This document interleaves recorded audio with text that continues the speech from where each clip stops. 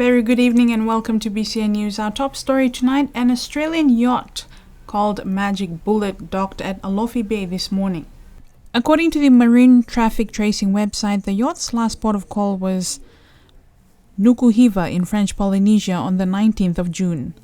Our camera operator was at the Alofi Tomb Point this morning and filmed one man on board the yacht. Witnesses also told BCN News they saw the search and rescue boat towing the yacht into Alofi Bay this morning. Niue, like many Pacific countries, have closed their borders to all travellers, including yachts. However, French Polynesia have opened up their borders and has allowed tourists into the French territories. Chief of Police Timothy Wilson says early this morning the Niue police received a report of a sailing yacht that was spotted off the coast of Niue near Makapu Point. Contact was not made with the vessel and SAR-1 was launched to investigate further. Police, with help from the Department of Fisheries, were able to communicate with the vessel, and it was discovered there was a sole occupant, the skipper, on board with no crew. The yacht was en route to Australia from French Polynesia when it developed mechanical problems. The skipper of the yacht, an Australian citizen, requested permission to moor so he could undertake repairs to his engines and once completed continue on with his voyage to Australia. He has been granted temporary permission to moor his yacht and conduct his repairs for humanitarian reasons.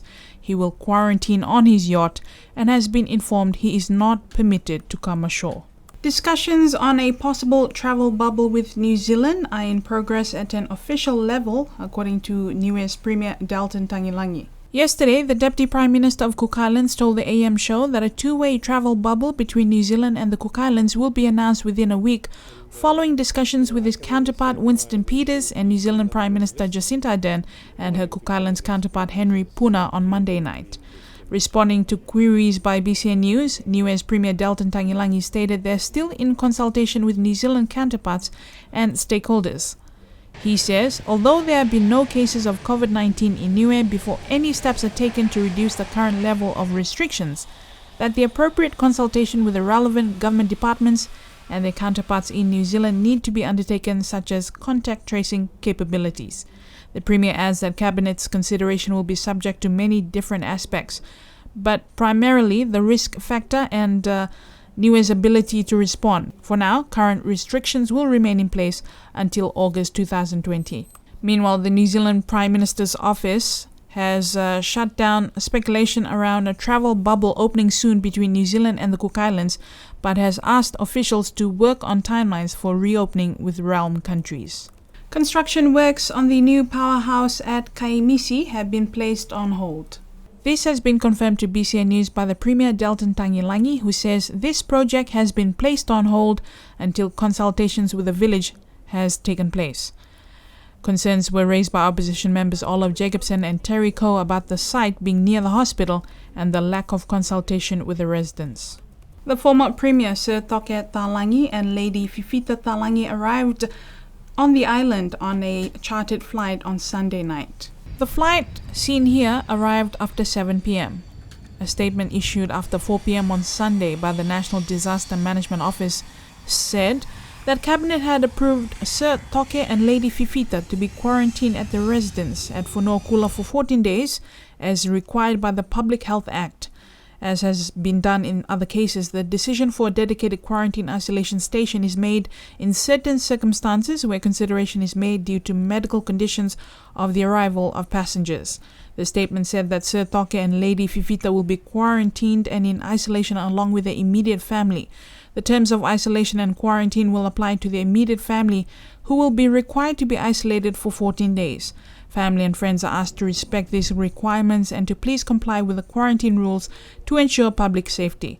The family of Sir Toke Talangi seeks the understanding of the public to please respect their privacy at this time. Sir Toke Talangi was medevaced to New Zealand last Wednesday, accompanied by his wife Lady Fifita. The charter flight was not paid by the government of Niue. More than 70 businesses and over 200 workers in the private sector are on the government's wage subsidy scheme. According to the Chamber of Commerce, since the scheme came into effect in early May, over $500,000 have been spent on the wage subsidies. A total of 241 workers from 71 businesses are receiving the fortnightly wages subsidy. The biggest tourism employer, Scenic Matavai Resort, closed operations when the borders closed to tourists, impacting on its employees. Some of those employees have since been redeployed to work with Telecom Niue. Last week, Scenic Matavai started advertising that the restaurant will be open this coming weekend. According to Scenic Matavai manager Matthew Brattle, they will open their restaurant for the next 2 to 3 weeks for the locals and depending on available stock. Brattle says that the rest of the resort will remain closed. He said that without the wage subsidy, Matavai would not be able to keep their staff employed. Meanwhile, the acting BDM and CEO of the Chamber of Commerce says that they are working with the government to ensure that the wage subsidy scheme will continue until the tourism industry is back in full operation. In April, the government tabled a $7 million supplementary COVID-19 response budget. $1.8 million was appropriated for the private sector. The Chamber of Commerce is working with the government's COVID-19 Finance Committee to manage the scheme. The payments are made every 2 weeks. A senior lecturer at the University of the South Pacific, Dr. Sunia Vosikata, has been stranded in Niue for 3 months now. Dr. Vosikata arrived in Niue in March to teach the Masters in Business Administration course to the first cohort of students at the USB Niue campus. He was scheduled to leave in April, however, due to the travel restrictions, his departure has been delayed. During his time on the island, Dr. Sunia has used up the time to also write up a regional research paper. The senior lecturer says he is dealing with the emotional impact of being away from his family in Fiji. His wife is looking after their home with their 3 granddaughters who have been looking forward to his return, only to be disappointed with the prolonged delays. Dr. Sunia says he is being paid allowances by USP, however, he now only receives 39% of the normal per diem. At the moment, USP, actually I'm telling them what to do.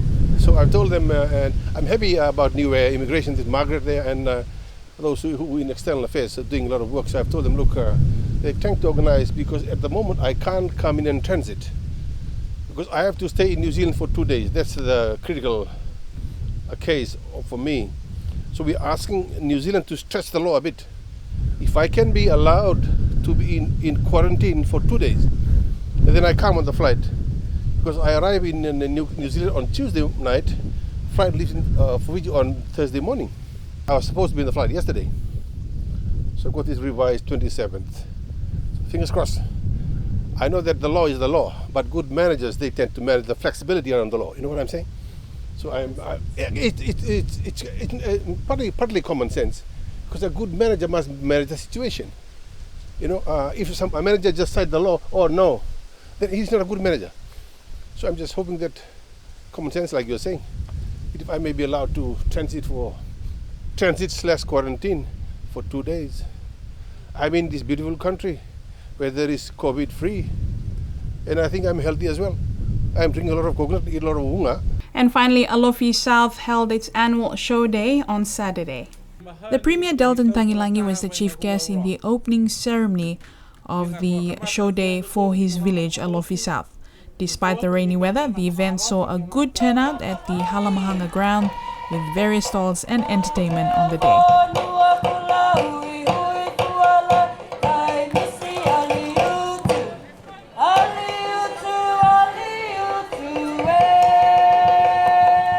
And that's your BCN News for tonight. Thank you for watching. Do join us same time tomorrow. Until then, have a safe evening.